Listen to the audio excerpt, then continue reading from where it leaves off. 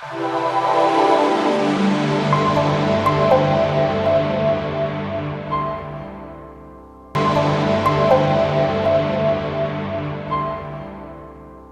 had an amazing speaker lined up for today. They couldn't be here, so you're stuck with me. A couple years ago, I'm involved in an organization called Gazelles International. We do business coaching. When I joined Gazelles about 10 years ago, we had 250 business coaches, and now there's 250 of us. 6 continents, international, about 40% are from outside the United States. I was in Amsterdam last week at their Global Leadership Conference. We had coaches, there were 20 of us, South Africa, 2 from Australia, a woman that coaches in Dubai, Germany, Ireland, the Netherlands, several from Canada, and a bunch from the US. We're trying to take that organization from 250 coaches to about 500. Really, our core purpose is impact, and impact on the world in terms of having positive growth for companies and their employees. So it's fun to be affiliated with them. I met through that organization Kevin Lawrence, and Kevin is out of Vancouver, British Columbia. He coaches all over the world. He has executives and teams that he works with. And at your station, you have the little mental health continuum. Kevin introduced that a few years ago when he said he was just seeing a lot of issues with the executives he was coaching, that they all just were like one thing away from a mental health breakdown. And he started studying that, and he shared this mental health continuum. And as I look at my entrepreneurial clients, I think most of them are in the injured. I don't think many of them are in the healthy stage. And this little tool, kind of as you see people in your life, whether it's your leadership team or people you might be on a board, you'll see some of these symptoms, and it kind of down below tells you the actions.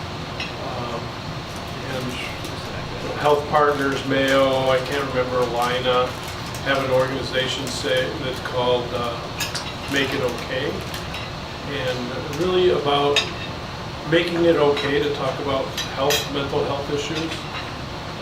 If you break your arm, you go to a doctor. If you break your head, you keep it to yourself. And that's not right. And so what I'd like today, as we talk through this, Kevin's book, this book is 17 habits, and we'll go through a couple of them that we ought to just build into our monthly conversations with our teams about where they're at, and there's just some things that we can do just to make it part of the conversation so we don't have to wait till a crisis.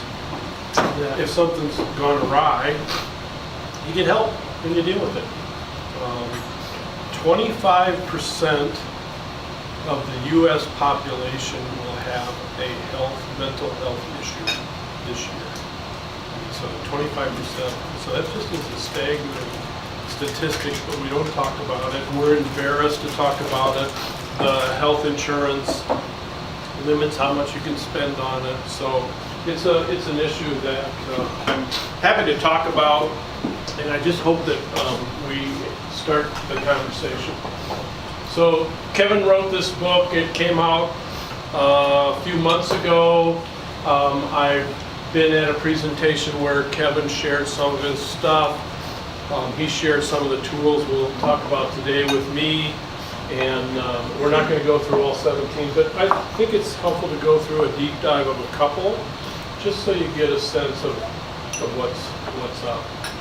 So that is yours to take. One of the things that Rich and I are really about is empowering people who are up to big things. That's who we like hanging with. And the fact of the matter is that people that are up to big things have amazing highs. My wife took this picture when we were in Sedona. So that's what entrepreneurs and business owners get to experience. But more often than we want to admit, we have gut-wrenching lows. And because life, particularly as an entrepreneur business owner, it's a roller coaster. And I don't know, it looks like somebody's leg is hanging from that top. That's life. And of course, you always have to remember the number one rule of roller coasters is don't get off until the car comes to a complete stop.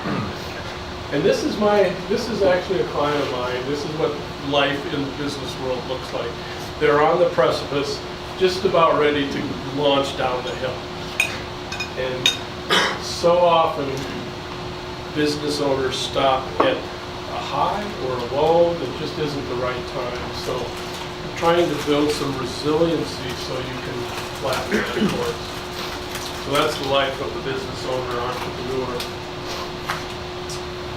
I lead 3 business owner peer groups affiliated with a national organization, actually international organization.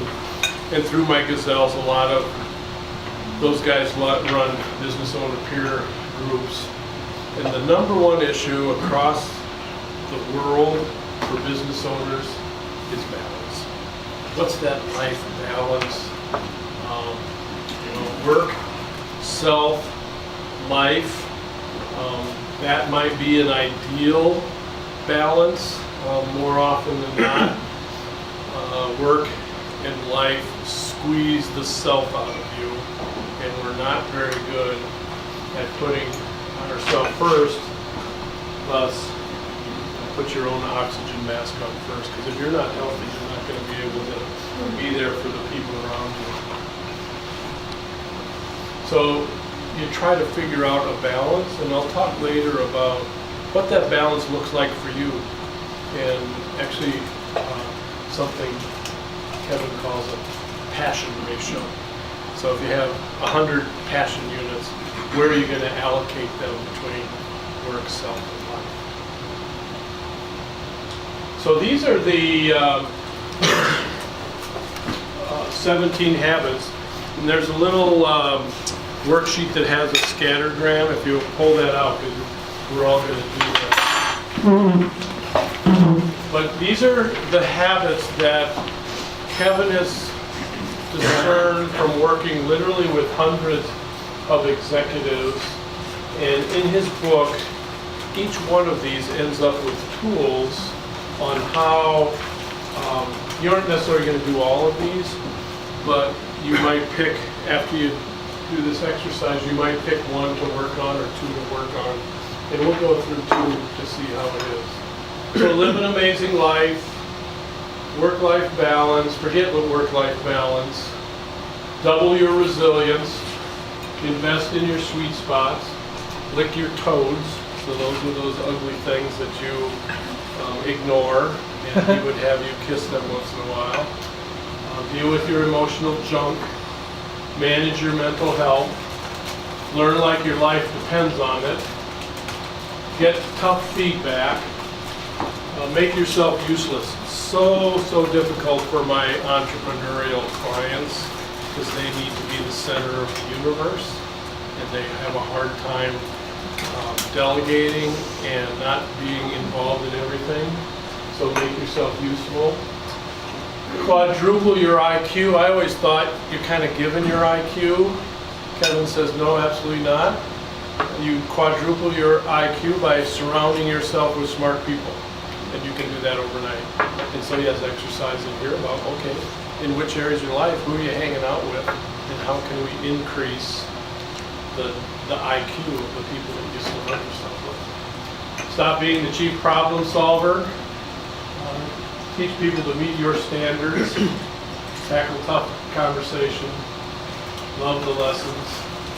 Keep going for it and plan again, and we'll we'll close with that one. So each of you has this worksheet, and what I want you to do, kind of, where for each of those, where do you see, and put a little dot. So for number one, if you're not doing it all, you're by the center. If you think you're doing pretty good, you put it out towards the end, and you have the list there. Just take a little bit of time and scattergram where you think you are in these 17 habits. And I forgot pens today, so you're on your own. You can probably scour up a few if you need something.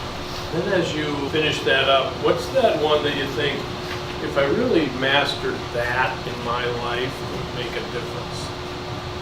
And it might be one that is high already, but kind of like strength finders, your opportunity to improve are probably in the areas of strength. Or you might pick one that like, gee, and Kevin does not advocate working on all 17, one or two. So at the bottom you'll see, of those, which one would you like to master? And we'll talk about a couple of deep dive on those. And if you pick a different one, you'll have to buy the book or call me and I'll there's another tool, kind of same thing, same information, just a different format. So take all these with you. So this is the astrophysics guy. You don't go to the amusement park roller coaster and say, I want to be balanced. No, you want to be as unbalanced as possible, because that's the thrill of the ride. And I think for most entrepreneurs, they aren't in for balance and stability. They like the thrill, and most of them get an adrenaline risk, rush of taking a risk. So we're going to talk about number 2, forget work-life balance. Kind of the key point here is, and we've talked about this for years at Inner Circle, there's no such thing as balance. You see this scales of justice in life and work, and it should just be in a perfect balance. We had a guy come to Inner Circle, and he had left his company, he was starting a new business, and his kids were, I don't remember, 7 and 12. And he came to Inner Circle about how he was going to spend 5 years hyper-focused on his business, and then he'd have time to spend with his kids. Like, he just got the crap beat out of him. The Inner Circle group was like beating him up, like, no, you need to figure this out now. And then the next meeting he comes, he did sports with his son, so that was easy. He didn't know what to do with his daughter. Well, she liked to bake, so the two of them were baking a cake. He said there was flour all over. They had a great time. But that, this concept of how people get so out of balance. So one of the tools that Kevin suggests in this area is invest your passion units. So what's your ratio? So if you have 100 passion units a day, how do you allocate between work, self, and life? So you might be ramping up your business, so you need to spend 60% of your time on your work. And self, your meditation, your reading, your exercise, a smaller percentage. So what he suggests is you figure out your target where you think you would be healthy. Figure out where you are at now, and then what's the pathway to move there. And then he would have you at your weekly touch point, monthly touch point with your team, be very open and transparent that, hey, I'm out of whack. I need to rebalance. I said I was going to do this, but this came up and it was crazy. Jeff, is there a prescribed ratio that he feels is the appropriate ratio? No, it's and it will change as your life changes. Well, but what I think is appropriate for me is totally different than what my family thinks, and they're always beating on me that I'm out of balance. And the number one thing I've learned in all of this is you're blind to what's best for you, and you ought to be listening to the people around you. Thanks. And Ruth and I've had that conversation. So. Oh, you have? Yeah.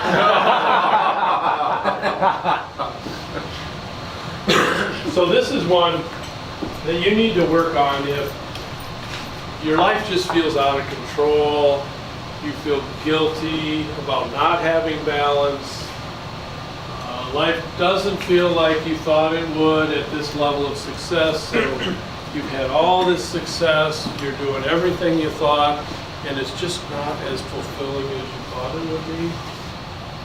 You don't enjoy life outside of work, so you're spending way too much time. The office becomes your safe place, so it may be challenges outside that it's just easier to stay at work, and then all of a sudden life is completely out of balance. You rarely or never take time for yourself, or if you do, you feel guilty. So it's that of lots of entrepreneurial women. So when they're at work, they think they should be with their kids, and when we're with the kids, they think they should be at work. And it's okay to be with your kids. Your work will be there, and your kids understand that mom has to work. I once sent a Mother's Day card to my entrepreneurial female owners. It was Fred Astaire and Ginger Rogers, and dancing on the front, and on the inside it said, Ginger Rogers did everything that Fred Astaire did, except backwards and in high heels. And I'm sorry, but mom CEOs are still mom. They have pressures that dads don't feel, and so I think that's something you have to recognize and be mindful of. You've lost touch with people or causes outside of work you care about. You just look up and you say, I haven't talked to that person in 5 years. Well, that's maybe this is the one you need to work on. The other one that I thought was interesting to talk about, number 3, is double your resilience. A good half of the art of living is resilience. When you stay true to your resilience rituals, you set yourself up to win, no matter what life throws at you. And I think that's really the nature of resilience. So here's what Kevin suggests. So you have your mind, body, and spirit, and develop rituals for each one. So with respect to your body, what makes you feel physically at your best? Mind, what helps you clear your head and get focused? What activities light you up inside? So this is a resilience ritual grid that Kevin shares in his book. So if you look at these things, let's translate that into real activity. So with respect to body, I'm going to work out with a trainer 3 times a week at 6 a.m. I'm going to go for a walk, bike, or hike 3 times a week. I'm either going to do it at 6 a.m. or weekends there. With respect to my mind, I'm going to journal.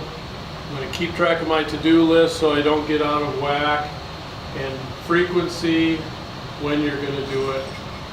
And spirit, adventure with loved ones, push my limits with like-minded people. I think this is Kevin's list because he's a big-time Formula One race car guy. So he goes to Formula One races and actually has driven cars, and he has this like $20,000 video set up in his basement where it has Formula One and it's 3-dimensional, and he does that. But it, for me, it's scuba diving, it might be cycling, whatever. But and then what Kevin would have you do is these rituals will be built into your weekly, monthly, quarterly plan. So if you had a team and somebody on your team picked this one that they want to work on, they would report. Are they following their ritual grid? Yes or no? And if not, then how do we as a team help you get back to that? And each one of these 17 in the book have some sort of process to get you to use that and develop a routine and a ritual that these are the habits that he's found executives have used that help them stay strong.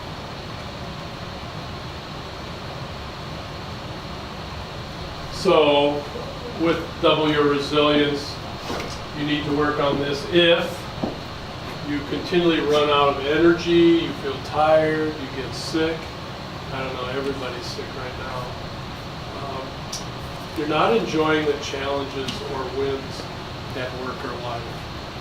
So you see challenges as a dread rather than exciting, hey, this is why I was put on earth to solve these problems. You regularly allow people's priority to bump the activities you want to do for your own wellness. So it really is about not putting your own oxygen mask on first. You let other people dictate. And, if you have these rituals, you figure out a time when you can do them when other people won't compete. So 6 a.m., rarely are you going to have a business meeting that competes with a 6 a.m. meeting. Now, you might be sacrificing a little sleep, but that's what you have to do. You've stopped doing activities that bring you a feeling of reward and inspiration. Maybe you don't even know what they are anymore. And you feel a need to escape from your work. So how many are like, oh man, I really need a vacation? Well, if you're really in balance, you look forward to going to work, you look forward to going home, and you look forward to taking that vacation. And one of my coach's friends, her name's Shannon Susko, she has built a couple of different businesses, and she says, I want my employees, and they actually measure it within her organization, I want them looking forward to going to work coming to work every day, and I want them looking forward to going home every night. Have finished their day, and they're energized and ready to go home and be with their families. And I think that behooves all of us as employers to have this sort of mental health capacity built into our organizations. It's something we just don't talk about. And then number 17 is plan, and plan again. So at your stations, you have my master plan, my quarterly plan. So you fill these out and you start working on, you build your resilience rituals or whatever into these. So where are you at now? Where do you want to be? How are you going to get there? Just like you plan your business, this is how you plan your health and vitality. Really, really good stuff. I really have shared with Kevin that, that this is an additional thing that coaches have to sign up for to take his training. And I've talked to the leadership of Gazelles that every Gazelles coach needs to be armed with this, because they don't have a client, they don't have an executive that they work with that should be doing these things to stay healthy. Rick? I was just wondering, do you go through this exercise? Did you say, was it with Inner Circle or Gazelle? No, it's brand new. I mean, I just Okay. got this, but this is what I'm hoping that I can convince my leadership teams to take this back to their organizations so that they're having the conversation. As I was sharing here, just having a conversation is new. We might bring in a person once a year, every few years to talk about mental health, but to make it part of our weekly ritual that it's okay to talk about work-life balance and that as employers. So this will be baked into all of my planning groups, that this will be one of the conversations that we have. And it's not an hour. If you're keeping track of this, it's 15 minutes. How you doing? Yeah. What's working? What isn't working? How do you get it to go back to where it's working? It's interesting. If I reflect back on the past 6 months, you had someone in talking about even the usage of email and how emails drive many people's days. If you go back a few slides, it was don't let other people's priorities drive your own. And there's a very strong correlation between those two. Sometimes that beeping on your phone means I got to take care of it versus I'm in the middle of something right now. I'll get to that when I can. So it's interesting, the correlation there. And having an appreciation that this concept of multitasking is a fallacy. That the person that's in front of you or the project that you're working on right now deserves your undivided attention. And because that person that's trying to interrupt you wants your undivided attention when you talk to them. So this business about multitasking, our brain doesn't have that capacity. Some people are better at switching between things faster, but you can't really look over there and look over there at the same time. We don't have that capacity. I'm just going to share. So a year ago, and we've been sitting here, I probably would not have recognized any of these things in myself. It was interesting that what you just said, but people were telling me. Until I ended up in ICU Regions getting a pacemaker, was the day I realized that those things were all going on. And even as I read them a year later after having worked on so many of them, it is, I mean, I'm sitting here just actually thinking, so I wasn't the only person that felt like that all the time. so, yeah, but I didn't, at the time it was just so interesting, I really didn't. And I was doing my email in ICU at Regions before they put the pacemaker, and I was emailing customers and my staff, and the nurse walked in and she goes, you realize that's why you're here, right? No, I didn't actually. I was completely blind to it.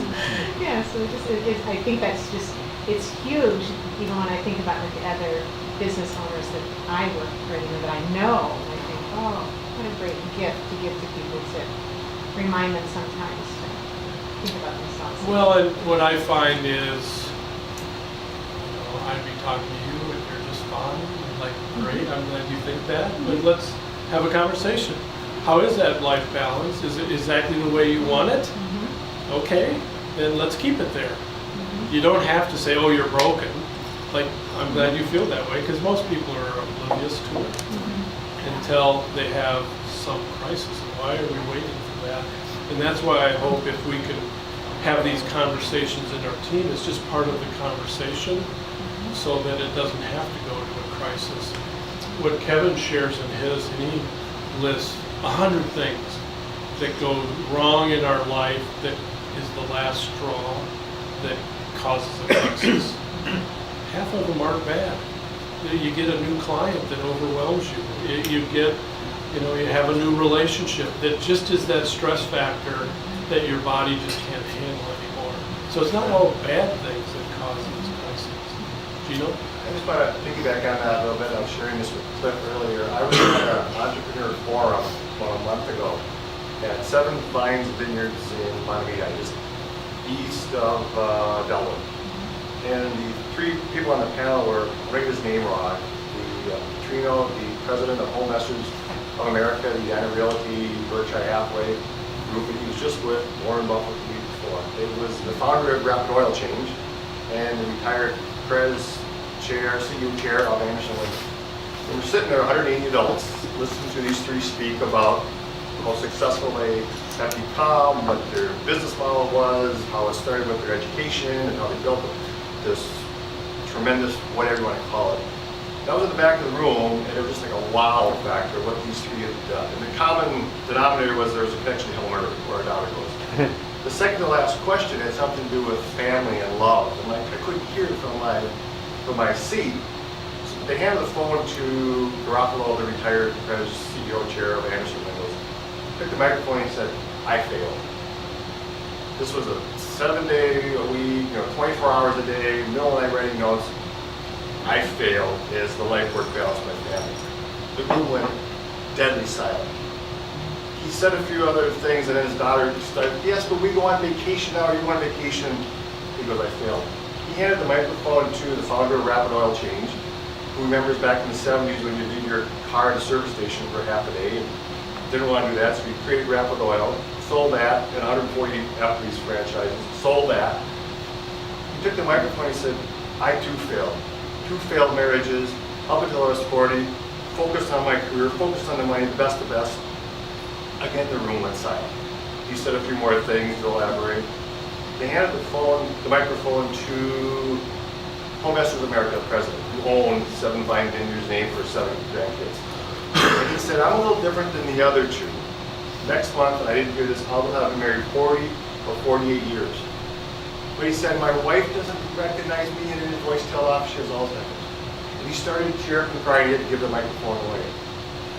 All the sacrifices he put for his career, now the love of his life, is nothing. The other 2, the life that's, and there's more to it, but again, we are all guilty in some respects of the life work balance, and 34 of these 17 items. Easier said than done, but hats off to you for taking the time to point out hopefully the obvious for us. Well, and you hear those success stories, and I don't think it had to have been that way. They could have done it differently and still been just as successful. They were driven, and if they were as driven on maintaining a relationship with their kids, they would have made that happen. But they made a choice. And then all of a sudden you have 10,000 employees that are dependent upon you and their families. There's a book called Good Company, written by Bob Chapman, and he talks about the company that's an employee-friendly company where, like Shannon says, people look forward to coming to work and they look forward to going home. I mean, that's what I think are employers. And I don't know, it's, I just wish people would have more conversation about it. And it's okay to be 90-10 for a while. In my Gazelle's travels in the last 2 weeks, one of my buddies, he's out of Milwaukee, and he does disc profiles and that stuff, and he talked about your natural disc profile, which is kind of a Myers-Briggs thing. You're natural and you're adaptive. And I think this applies to all the things in our life. He says when you're in your natural state, when you're strength finders, when you're working in your area of strength or where you have passion, you're working on your laptop, it's plugged in, you're charging your battery, you could go forever. And when you're in your adaptive state, or those things that maybe you don't like to do that are areas of weakness, you've unplugged your laptop. It still can perform amazingly well, but every moment you're running your battery down, and at some point it's going to go dead.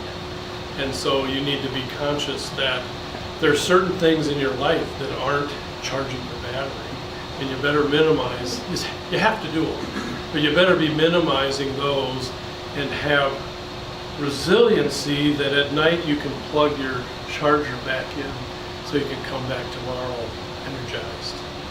So you see all of these at the Gazelles. We have speakers come, wildly successful people, and they all have stories like you talk about. They're on their 5th marriage, and they aren't connected with their kids. And if you come to Redmond Law, you know that where you have kids. I mean, I've had clients that have said, "Hey, I really like working with Rich, but I don't need to hear about his kids." And it's like, well, then that's fine. You can find another lawyer because that's an important part of our life. And if you're not interested, that's fine. You probably aren't a good fit for us, and that's okay. So, Pete? One kind of comment on that earlier, I was going to say with the balance is the inverse of being out of balance, being too much in balance. So say more. Well, so what I'm really thinking is that what's the right, we don't always recognize what's right for us. So you're saying have that talk with the people in your life, have the work people in your life. You do that. One of the things I see with a lot of the business clients is you go in and say, why are things the way they are? We're doing a turnaround. And invariably it's like, well, we don't do it that way. Well, why not? Because they won't let us. Or some, there's some, and I call them monsters in the closet. You know? And there's monsters in the closet at work, and there's monsters in the closet at home. There's my own monsters in the closet that I stay away from. So you're saying force yourself to have those conversations with all aspects of your life. Balance, probably balance it out. Well, and we've had the person that maybe is coming back from raising a family and now they're back into work and they don't understand, coming back to work is hard. And they really want to be back home. And so that balance and readjusting where that proper balance is when you've spent 20 years home raising kids. But you're amazingly competent professional that made a choice as a family, but now you're coming back to the workforce. And society says, well, you haven't done anything for 12 years. Or somebody has to take mom to the doctor. Set her exercise. Yeah, exactly. Well, I don't want to hear how good your day was. Yeah, no, I get it. I get it. Hey, so, And then- Go ahead. so larger companies got a HR person that's probably well-trained, or maybe they're using a intermediary like Insperity or something that has programs. But for smaller companies where people are a little bit more do-it-yourself, say we start getting some red flags or some issues come up, have any suggestions for how somebody who's maybe not quite as well versed in this area, what they might do to help, or where one might steer someone toward or whatnot? Well, this book is a good start because it's really designed that you can self-implement, and literally you could take one of these things and say, I'm going to work on this, and do a little grid, I'm going to be daily ritual, and it's going to work. And oh, by the way, I think our whole team, so let's all do it together and share. I mean, it's that easy, because I think if you do anything, you're ahead of 90% of the people that are doing nothing. Okay. And that will add to resilience. I'm not aware of people out there, I mean, our Gazelles coaches are just getting trained in this to add this to our, tools.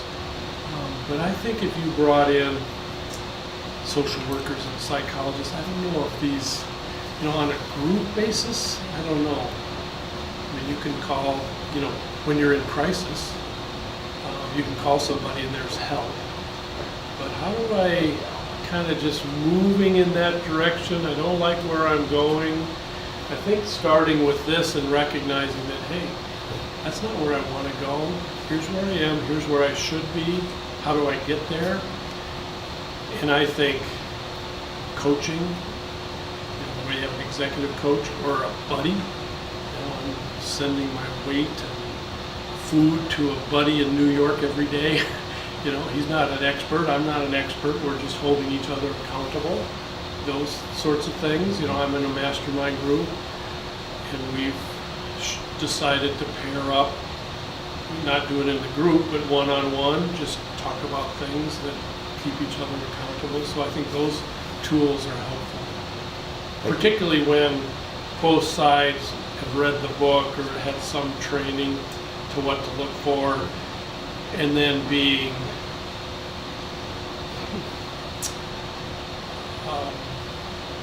completely open to that tough conversation. That, Bob, you're absolutely fooling yourself. You aren't quite as good as you think you are, and here's why. Because those are conversations we don't like to hear. But if I tell you and you tell me, then we're okay. Thank you.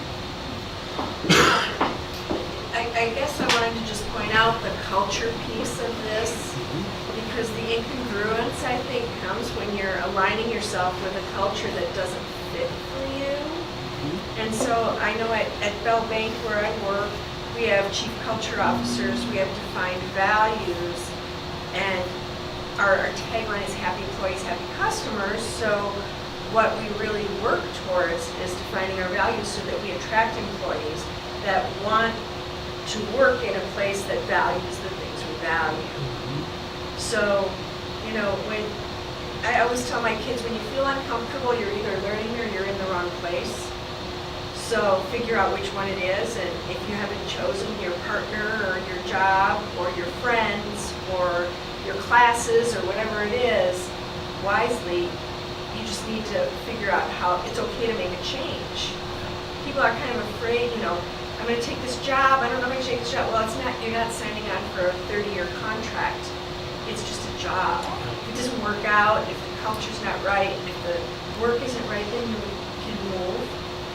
But the culture piece, I think, is a big part of how you can figure out before you make a choice, what is the culture of what you're choosing. But in our hiring practices, we look at skills, knowledge, ability. And in our Gazelles model, we use the work from Brad and Jeff Smart on top grading, where the number one thing is core value alignment. And we spend 75% of the interview process on core values and how they've demonstrated, are you a good fit? Because if you're not a good fit, you don't belong here. And it isn't that my core values are the right ones, it's ours. And you need to fit with the core values of our organizations. And if we're core values of work and no play and no family, and I mean, there are places that drive that way, and that's not where I should be. But I think that's not something that employers are coached on, and certainly not employees. They would give a sense of, you know, I felt comfortable there, but that was dating. Now we're going to get married. You know, is it really the same afterwards? Yeah, good point. I think it's grown a lot. These are great questions for everybody. I mean, I'll take them back and share them with my coworkers, because the better we all are individually, the better we all are together. I like that line. If you're uncomfortable, you're learning. I wrote that down. Or in the wrong spot. I mean, that's so, whether it's your kid or Because I have new chief people. exec at a company or a movie. Yeah, I have I had a new employee, and he came to me after 2 months and said, I'm just not sure if this is the right place for me. And so that's when we had the conversation we had to have, was, are you feeling that way because there's so much to learn and you were in a job for 17 years and now all of a sudden you're going to learn a bunch of new stuff, or is this really not where you need to be? You know, so we agreed to give it 3 more months and we'll just see how it goes at that point. That's a good, I wrote that down. Well, thanks for coming. Thanks for being open to this. I do think this is a crucial conversation that all employers, executives need to have. So I really appreciate you being here and listening, and I hope you take it back to your organizations and friends, and go ahead and buy Kevin's book. It's $15 or whatever. He's just recording it, so it'll be on Audible. It's not on Audible now. That's how. I don't actually read books anymore. I listen to them. But I actually read his book. So. Thanks for coming. Thank you. Girl Scout cookies. You have to take at least 2 boxes or 3. We're not carrying any of them back to the office. It is Girl Scout cookie time. I was at the Girl Scout annual meeting on Saturday. We're all about girl.